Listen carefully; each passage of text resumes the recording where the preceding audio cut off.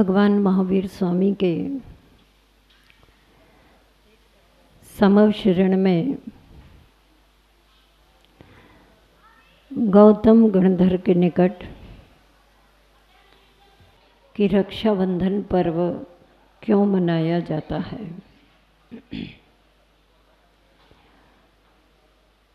रक्षाबंधन पर्व अनेक दृष्टियों से मनाया जाता है। सामाजिक दृष्टि से भी मनाते हैं, लौकिक भाई बहन के संबंध बने रहे इस दृष्टि से भी मनाते हैं। महाभारत कथा के अनुसार भी रक्षाबंधन पर्व मनाया जाता है और भी अनेक कारण हैं। धार्मिक क्षेत्र की दृष्टि से भी और मुख्य रूप से प्रसंग है जैन धर्म की दृष्टि से भी ये रक्षाबंधन पर्व मनाया जाता है। क्यों मनाया जाता है, इसके पीछे कौन सा तथ्य, कौन सी घटना जुड़ी हुई है, इस विषय में कल उस घटना का अंश अपन सभी ने सुना था। उस दृश्य को अपन ने मानस पटल पर सजोने की कोशिश भी की थी। उज्जैनी नगरी का राजा वर्मा, पूरा प्रसंग आप याद करेंगे। प्रसंग यहाँ पर छूटा था कि राजा अकंपनाचार्य 700 मुनि राजों के दर्शन करने के लिए, उनकी वंदना करने के लिए तैयार हुए हैं। सभी उमंग और उत्साह के साथ दर्शन करने जा रहे हैं, क्योंकि सभी के मन में संत दर्शन की उत्कंठा है। पर संत विरोधी भावना, धर्म द्रोही भावना जिनके मानस में है, ऐसे बलि, नमुची, बृहस्पति, प्रहलाद उन मुनि महाराजों के दर्शन करने हेतु पहुंचता है। चूंकि राजा तो धर्मनिष्ठ थे, धर्म और धर्मात्मा के प्रति आस्थावान थे, अतः वे बड़े उत्साह और उमंग के साथ अपना सौभाग्य समझते हुए मुनि राजों की वंदना कर रहे थे और जय जयकार के साथ आचार्य अकंपनाचार्य महाराज की जयकार के साथ, समस्त मुनि संघ की जयकार के साथ उन्होंने वंदना का कार्य सब पूर्ण किया। मंत्री जिनकी धर्मद्रोही दृष्टि थी, वे देख रहे थे कि हमारे राजा इन संतों को नमस्कार कर रहे हैं, लेकिन ये जड़ बुद्धि वाले मुनिराज हमारे राजा के नमन के उपरांत कोई आशीर्वाद के दो वचन भी नहीं कह रहे हैं। करते क्या, उन्होंने देखा कि राजा वंदना करके वापस राजनगर की ओर जाने की तैयारी में है।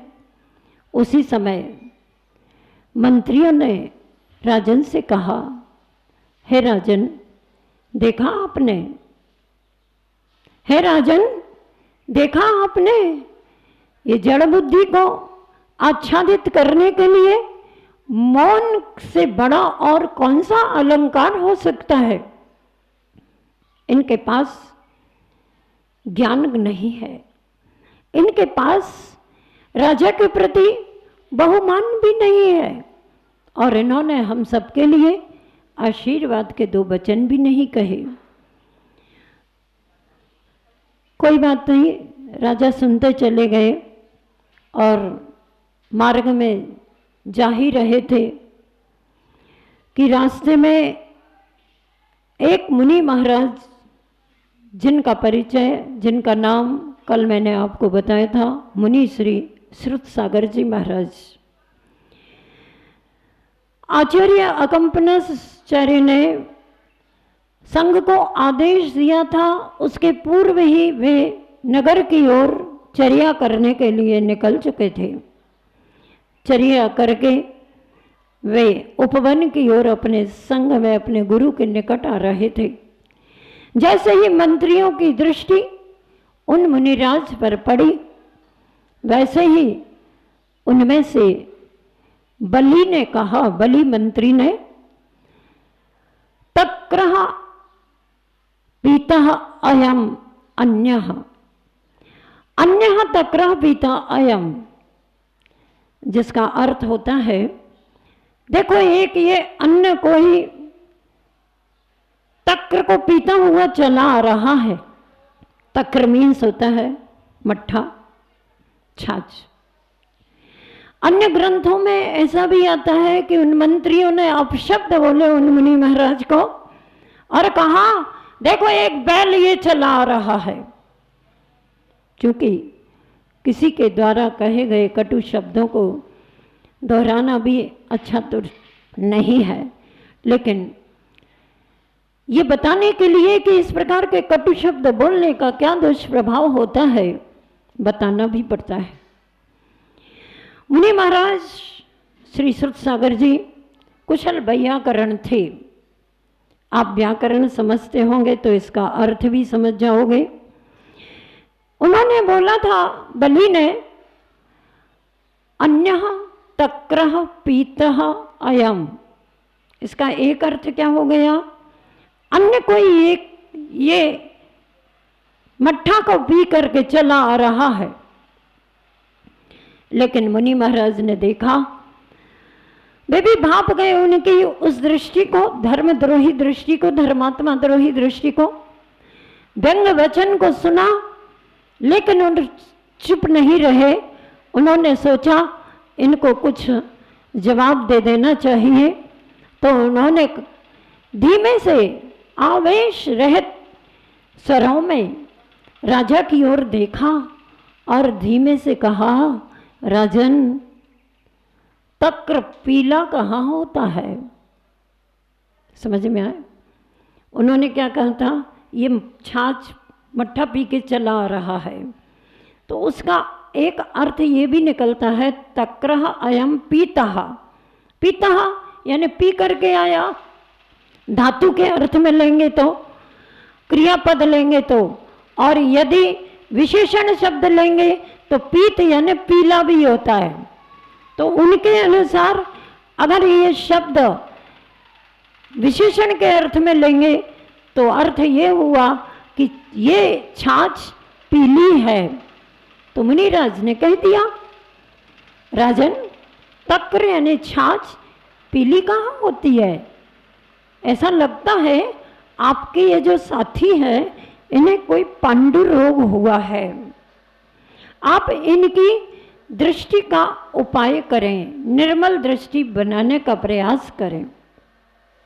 अब निर्मल दृष्टि बनाने का प्रयास करें दोनों अर्थों में है। मतलब ये कि संत को किस दृष्टि से देख रहे हैं, ये भी उसका अर्थ है। और तक्र पीला कहाँ होता है आप इन्हें बताएं। सुनकर के